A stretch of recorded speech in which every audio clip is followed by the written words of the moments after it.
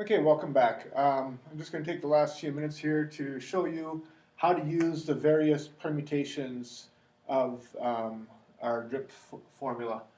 And some of you may notice that this is really close to the distance formula. Distance equals rate times time.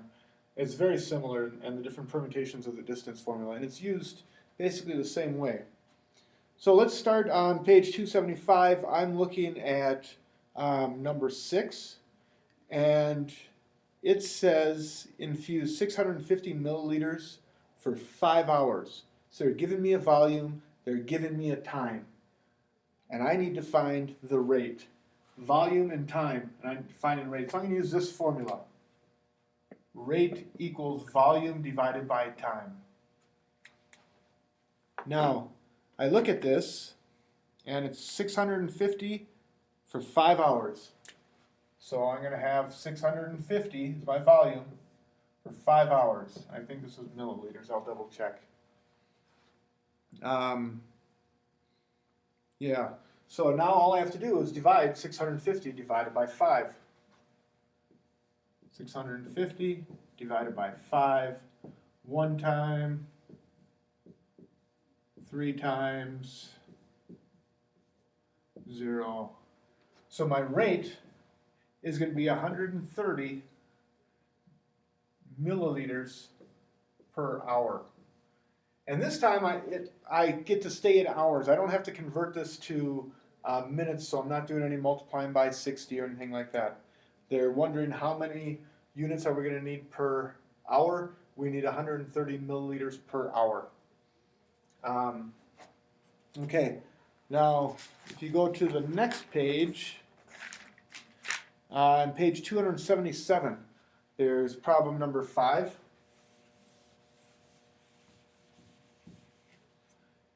And problem number 5 on page 277 says that the nurse is requested to infuse 600 milliliters, so we do have the volume at the rate of 125 milliliters per hour. So they give us a rate, and we want to find out how many hours we're going to infuse for.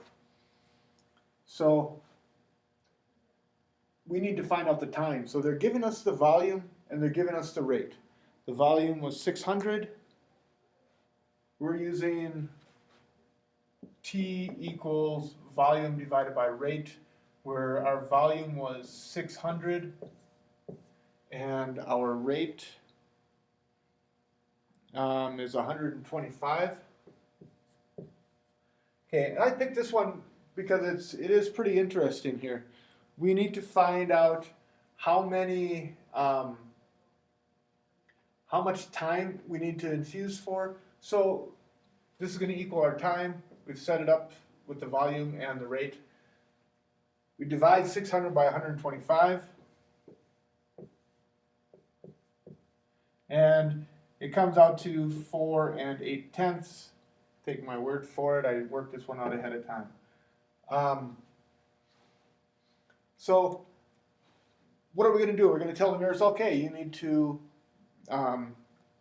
set this drip up for 4 8/10 of an hour. Well, we don't use tenths of an hour to tell time. So we need to find out how much is 8/10 of an hour. We do have 4 hours. 8/10 of an hour. Well, an hour is 60 minutes. So 8/10 of 60 minutes is just a multiplication problem. 6 times 8, 480 with 1 decimal point. So 4 hours, 48 minutes. You saw how easy it was to convert 8/10 of an hour into minutes, right? I just multiply 8/10 times 60 minutes and come up with the number of minutes. So 4 hours and 48 minutes. And when we're talking about the time to do a drip, we do not do any rounding, so we do need the full 4 hours and 48 minutes. That's how long the IV would be set. And then the final problem, fairly simple one. Let's look at page 278, problem number 3.